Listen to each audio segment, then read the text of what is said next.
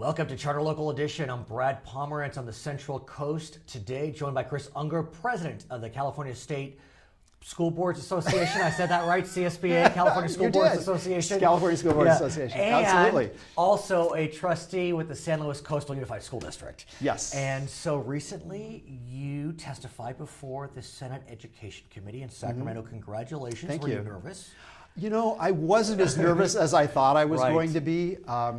I was with a panel of people, and we talked about charter school authorization. And the purpose of the hearing was to really talk about charter school authorizers and charter school authorization. Right. So it was good to hear from my colleagues, and it was good to really see what the reactions of the Senate panel were and some of the questions that they asked. I got to tell you, charter schools evoke tremendous emotions on both sides. Yep. I rarely find a person who is neutral on charter schools. One is either wildly in favor of them or violently opposed to them.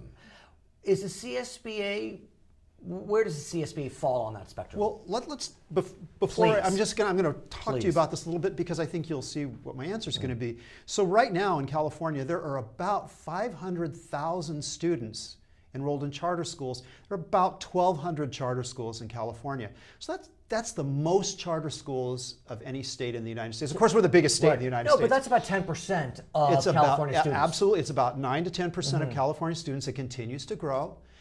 Charter schools are primarily, they're centered in the larger metropolitan areas, San Diego, Los Angeles, Oakland primarily. Any in San Luis County?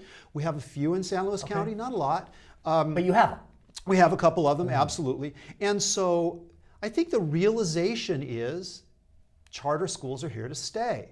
Yeah, but there are folks well, I know that are just apoplectic about that. Absolutely. And where CSBA is landing on this is, we're thinking, our belief is, we need to look at what's good for kids. What's going to help kids achieve? What are we going to do to close that achievement gap and get kids college and career ready? Because in your testimony, you sent me a copy, you brought up something that I thought was so wise.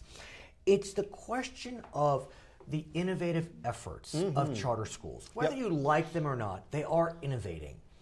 But yet, because of the animosity between traditional and charter schools, there's no sharing of that innovation.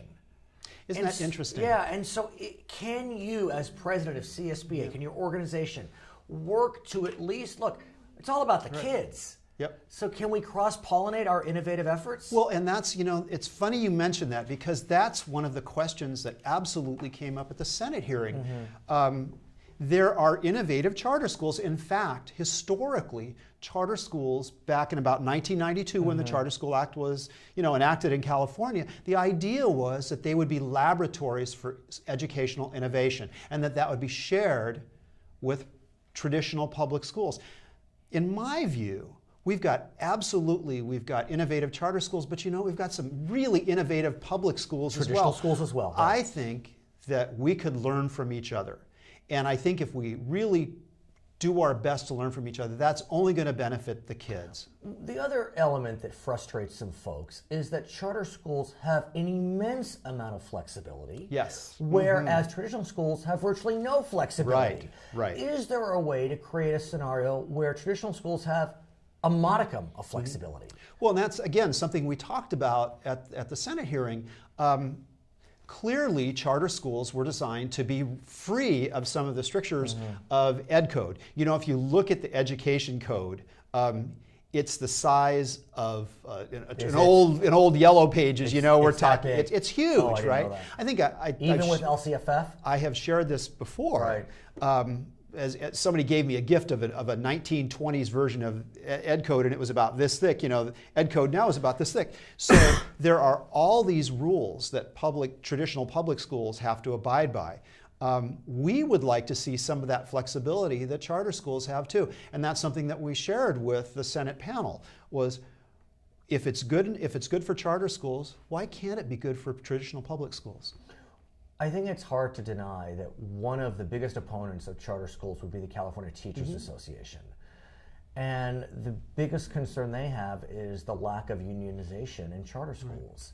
Is that something that was even addressed at this panel, or was just off topic? You know, it was. It's interesting that it was. So several of the public who testified talked about that. One, of course, is workers making sure that workers' rights are enforced. But an interesting piece of testimony came from a charter school high school teacher in the Bay Area. I believe he was from Concord.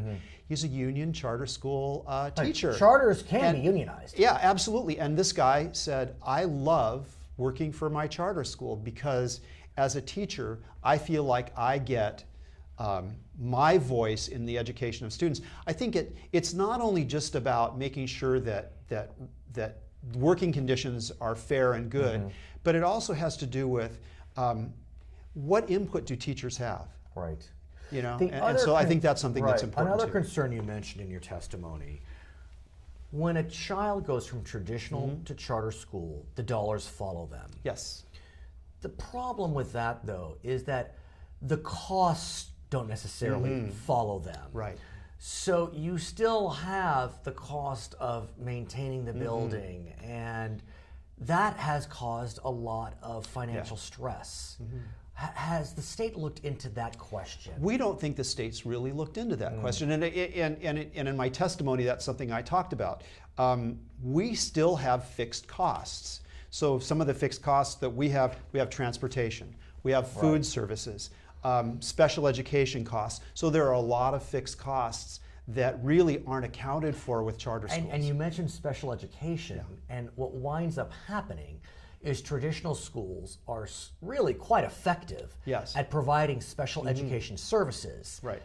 They're expensive to provide. Absolutely. And charter schools are not providing special education services, are they? You know, they're supposed to, but are they? They're supposed to, and by law, charter schools are required to let all comers in. Right, but let's face it. But you know, is a charter school, let's say, prepared or able to work with a student who has really significant medical needs?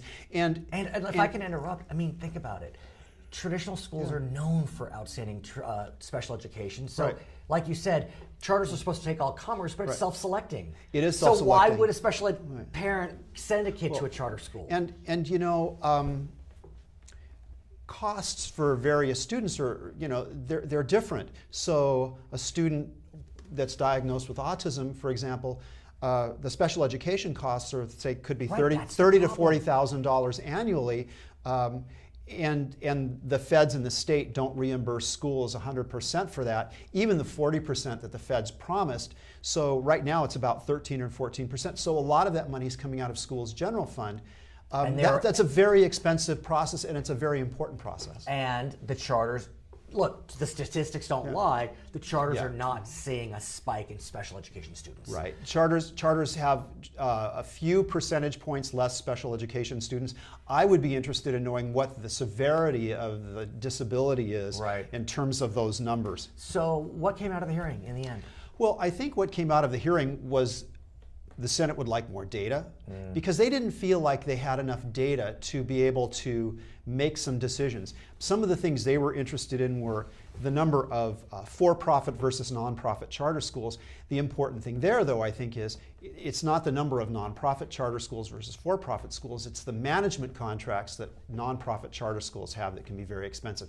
They were interested in knowing those kinds of figures. They were interested in knowing student numbers. They were interested in knowing where students are. They were interested in knowing student achievement numbers because, remember, the accountability measures are going to change. His name is Chris Ungar. He is president of the California School Boards Association, trustee for San Luis Coastal Unified School District. I got it right this time. My name is Brad Pomerance. We are coming to you from the Central Coast of California. It's Charter Local Edition.